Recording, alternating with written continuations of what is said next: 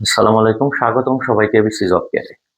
যারা নতুন চাকরির প্রস্তুতি নিতে চাচ্ছেন তাদের জন্য মূলত আজকে একটা স্পেশাল ভিডিও বলবো যে নতুনরা শুরুতেই কি করে একটা বৃহৎ সিলেবাস নিয়ে মানে পড়াশোনা শুরু করে বা করতে চায়।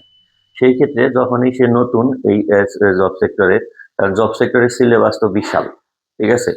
তো সেই হিসাবে যখনই সে নতুন দেখা যায় যে এই বৃহৎ সিলেবাস দেখে অনেকেই মাথা ঘুরে যায় যে এটা আমি পারবো না, এটা আমার পক্ষে সম্ভব না, পিছপা হতে যায়।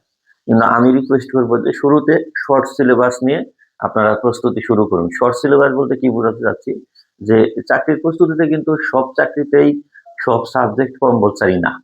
কিছু মানে প্রতিষ্ঠান ভেদে, পোস্ট ভেদে, পদ ভেদে কিন্তু কিছু কিছু সাবজেক্ট অপশনাল থেকে কম্পালসারি হয়, আর কিছু সাবজেক্ট আছে একদম কম্পালসারি। যেমন যে কোনো চাকরির পরীক্ষায় যদি দেখেন, দেখবেন যে তিনটা সাবজেক্ট প্রায় কম্পালসারি। একটা হলো গণিত, ইংরেজি, বাংলা, ঠিক আছে? আর এর সাথে থাকে কি সাধারণ জ্ঞান। এই মানে ৩টা প্লাস, মানে ৩টা থাকবেই, প্লাস সাধারণ জ্ঞান ৪টা, ঠিক আছে? তারপরে আমরা অন্যান্য যদি অপশনাল হিসাবে আসে, যেমন বিদ্যুৎ সেক্টরে যদি চাকরি হয় সেই ক্ষেত্রে বিদ্যুৎ রিলেটেড কোশ্চেন গুলো থাকে, ফিজিক্স রিলেটেড, কেমিস্ট্রি, তারপরে হলো আপনার বায়োলজি, আইসিটি ইত্যাদি, মানে এই টপিকস রিলেটেড গুলো।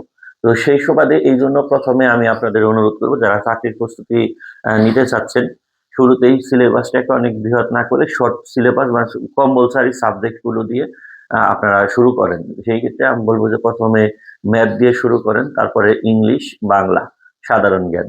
তারপরে আপনি পোস্ট পদব অনুসারে পর্যায়ক্রমে অন্যান্য সাবজেক্ট গুলো অ্যাড করবেন। তারপরে আপনি এখানে ফিজিক্স নিয়ে আসবেন, কেমিস্ট্রি, বায়োলজি, আইসিটি, তারপরে আছে আপনার এই পাওয়ার সেক্টর যদি বিদ্যুৎ সেক্টরে চাকরি হয়। এভাবে আপনারা একটু টেকনিক্যালি চাকরির প্রস্তুতি শুরু করুন।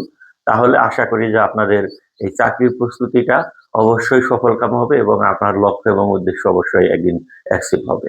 আল্লাহ হাফেজ।